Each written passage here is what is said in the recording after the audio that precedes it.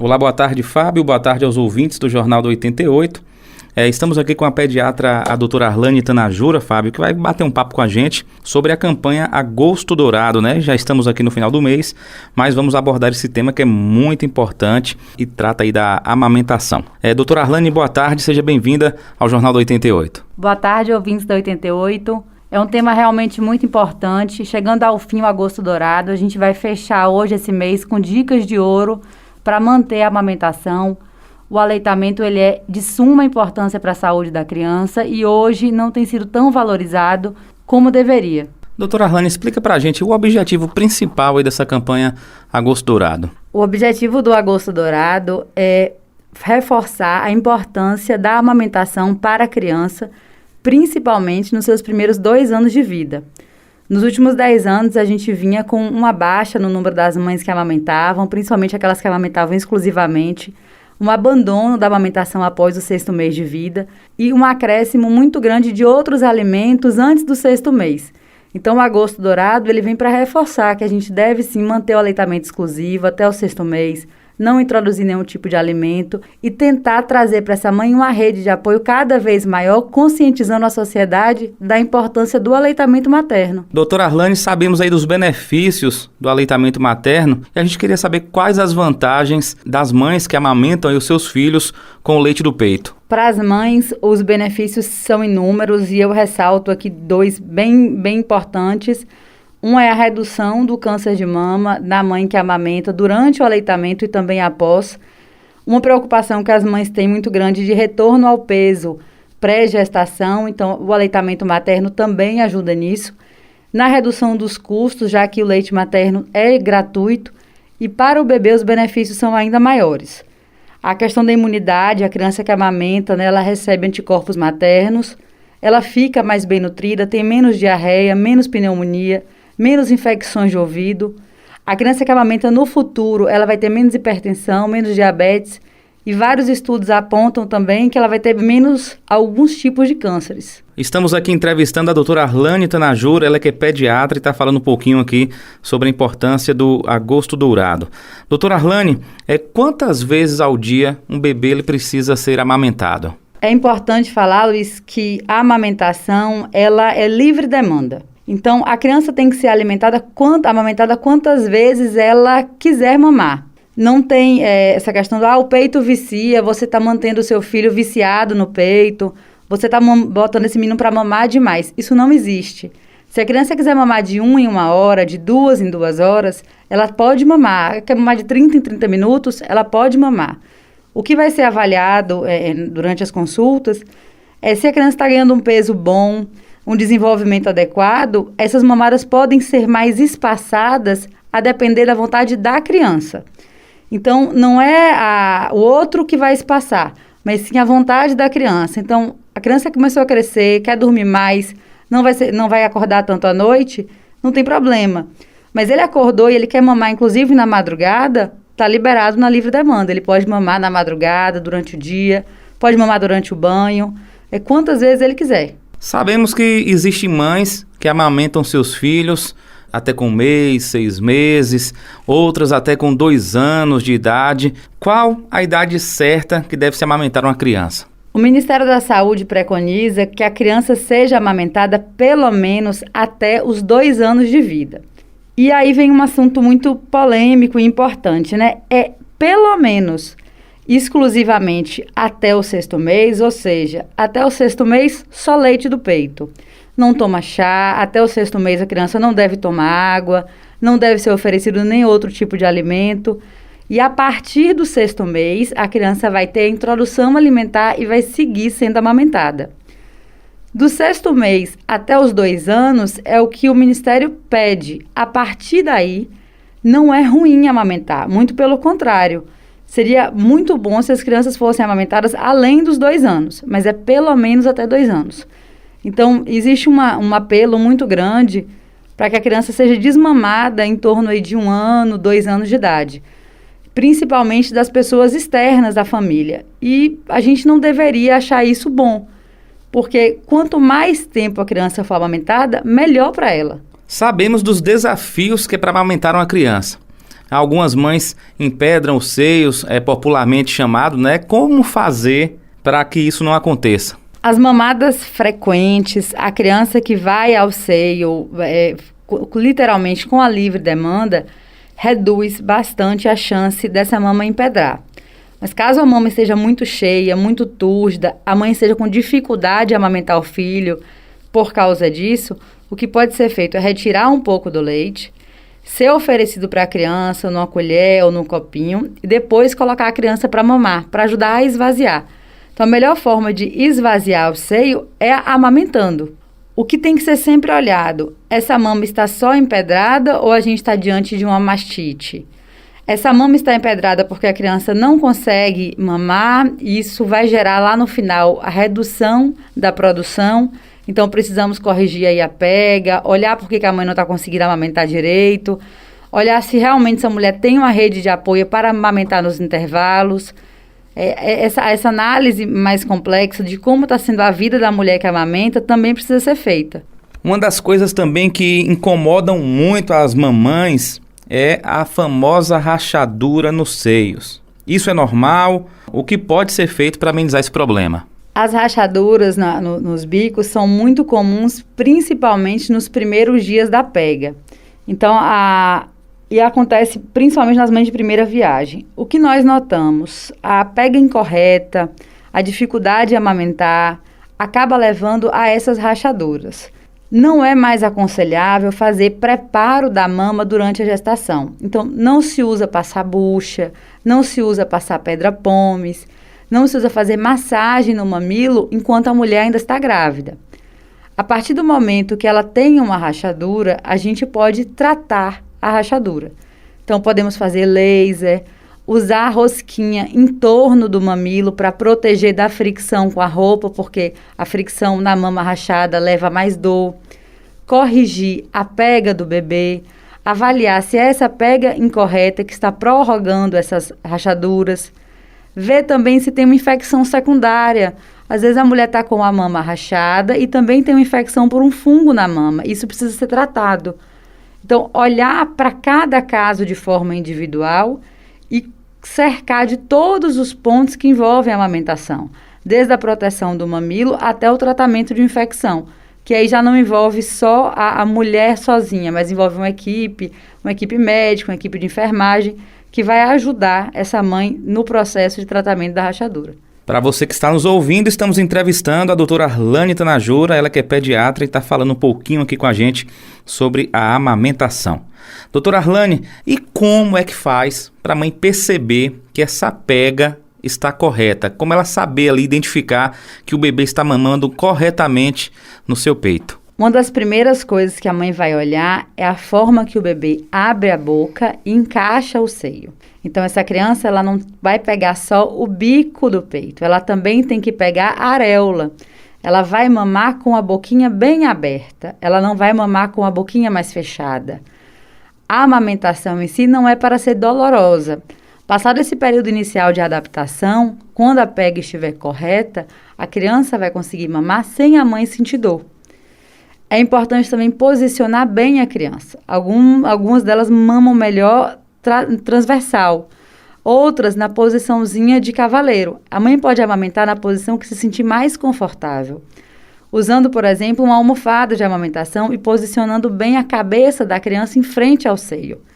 Se certificar que o bebê abra bem a boca antes de todas as pegas. E ao retirar a criança do seio, tomar cuidado para que ele não puxe o mamilo com força e isso não traga mais lesões.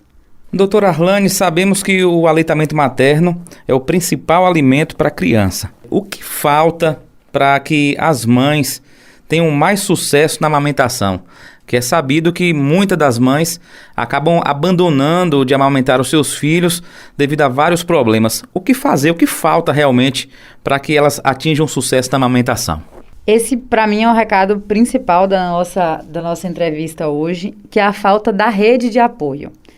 O que eu sinto nas mães que as leva a desistir da amamentação é a falta de uma rede de apoio que ajude a contornar todos os obstáculos que amamentar tem.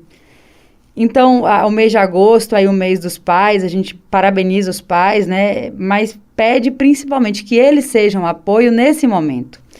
Outras pessoas da rede de apoio que estão em casa, evitar também os famosos palpites desnecessários. Então, muitas vezes a mãe ouve que o leite é fraco, que a criança não está gordinha o suficiente, que a criança acorda muito para mamar à noite e isso é porque o leite não está sustentando.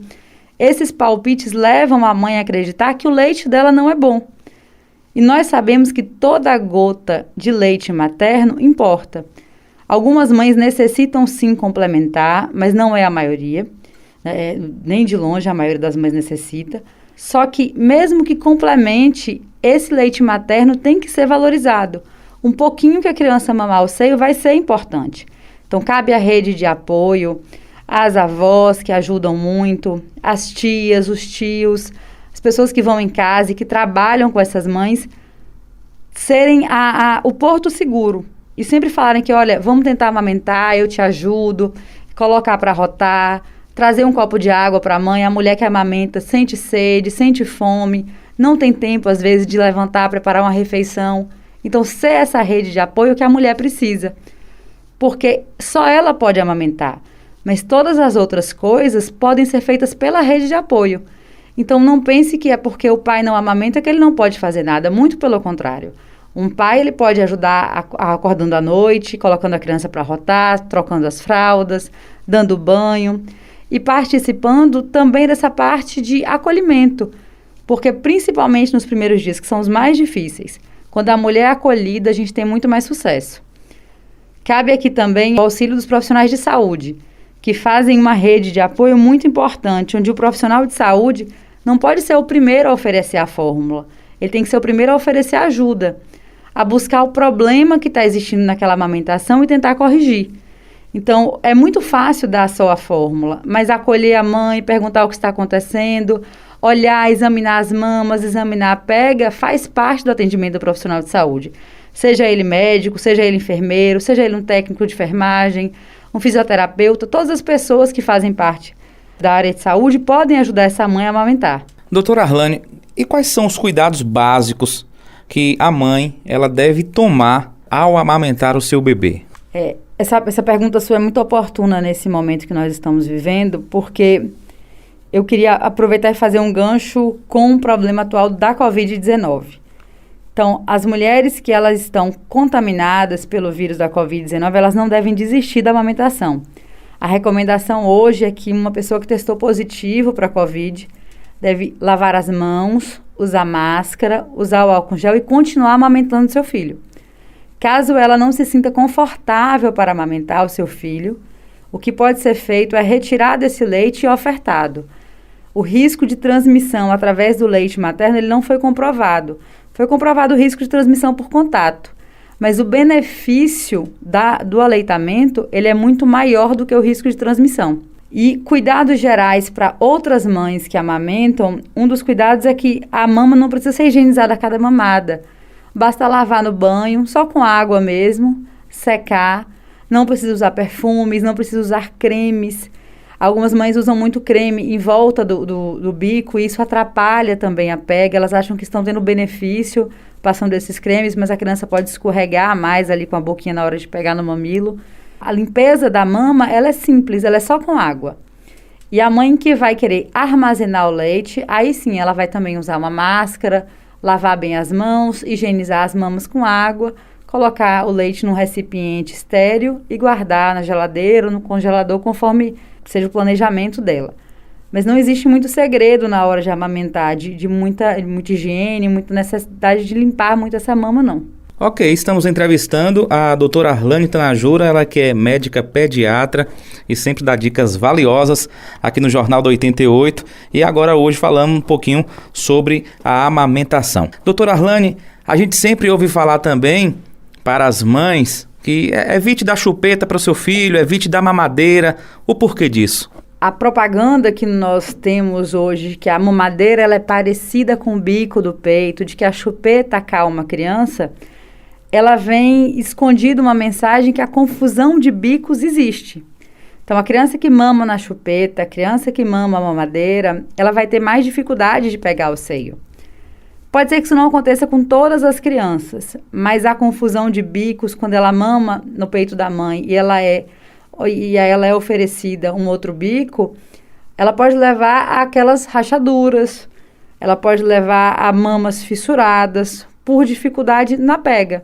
Ou até uma criança que vinha ganhando muito bem peso e de repente começa a ser oferecida uma chupeta, seja oferecida uma chuquinha de leite, ela reduz o peso, ela reduz a mamada, porque a confusão de bicos pode levar a uma preferência dessa criança, em vez de preferir mamar o seio, mamar na mamadeira, ou ficar o tempo todo com a chupeta. Quais seriam as alternativas, então? A criança que tenha que ser ofertado um outro leite, que não seja o leite materno, como um complemento, ou até mesmo leite materno ordenhado, eu oriento que seja oferecido num copinho. Um copinho como desse, da tampinha de mamadeira, ou uma colher dosadora. A colher que é feita para ofertar papinha, uma colher simples, e que seja oferecido como um gatinho mesmo. Segure pelo pescoço da criança e encoste o copinho na boca para que ela vá ali lambendo aquele leite e não como na mamadeira, onde ela suga. Essa seria a melhor forma de evitar a confusão de bicos, que é causada pela chupeta e pelo uso da mamadeira. Então, eu só gostaria de finalizar o tema principal da entrevista de hoje, que é sobre a amamentação, pedindo que as pessoas sejam mais apoio, sejam mais acolhedoras com as mães, pedindo às mães para não abandonarem a amamentação, terem certeza que é o melhor para o filho delas. Com certeza, se nós fôssemos vender leite materno numa lata, isso custaria uma fortuna, porque é o leite específico da espécie, é o leite que tem imunidade, é o leite que vem cheio de amor, reforça muito o vínculo da mãe com o bebê. Então, é prazeroso amamentar. Depois que tudo se encaixa, vai melhorar, vai ficar bom. E tá sempre ali, tá sempre pronto. É o que acalma na dor, é o que ajuda a criança a dormir. E não tem problema, peito não vicia. Peito, pelo contrário, dar a mama, dar o peito é saúde. Vamos tirar um pouco esses mitos de que vicia, de que é fraco e empoderar essas mulheres de que sim, elas precisam amamentar, elas podem amamentar e elas têm com quem contar quando elas quiserem amamentar. Saindo agora um pouquinho do tema, doutora Arlane, em relação aí ao agosto dourado, entre os meses de agosto e setembro, são os meses aí que acostumam ocorrer muitos acidentes com relação a escorpiões. E a gente gostaria de saber qual é a dica de precaução aí a senhora pode estar deixando aí para as mamães e também para as crianças. Nós estamos no mês de maior proliferação de escorpiões. Uma das coisas que eu oriento, cuidado com o entulho em volta de casa. Tire tudo que possa ser morada de escorpião em volta de casa. Mas caso o acidente ocorra, procure imediatamente um pronto-socorro. Crianças pequenas, adultos muito menos, adolescentes menos, mas crianças são extremamente suscetíveis a ficarem graves após um acidente com escorpião. É muito comum que depois do acidente com escorpião a criança apresente vômitos, apresente palidez, coração acelerado, e são sinais de emergência. Não espere esses sinais aparecerem para procurar um médico. Muitas pessoas moram na zona rural, áreas longe do pronto-socorro. Então, tudo que aconteceu, o acidente, pegue os seus documentos e procure imediatamente um pronto-socorro. Ok, então. A gente agradece a doutora Arlane pela participação aqui no Jornal do 88, sempre trazendo dicas relevantes para a nossa comunidade em geral. E a gente deixa o espaço aqui sempre aberto para sempre que puder trazer grandes novidades e também trazendo aqui sempre a boa informação aqui para os ouvintes do Jornal do 88. Fica aí à vontade para suas considerações finais. Eu que agradeço, Luiz, essa parceria com o 88 tem sido maravilhosa. Vocês sempre insistem que a gente traga informações atuais, informações relevantes, o que está acontecendo no momento. Então, muito obrigada pelo espaço. Espero que as mães aproveitem as dicas, espero que elas ouçam, espero que a família também ouça, que isso só traga benefício para nossas crianças. Obrigada.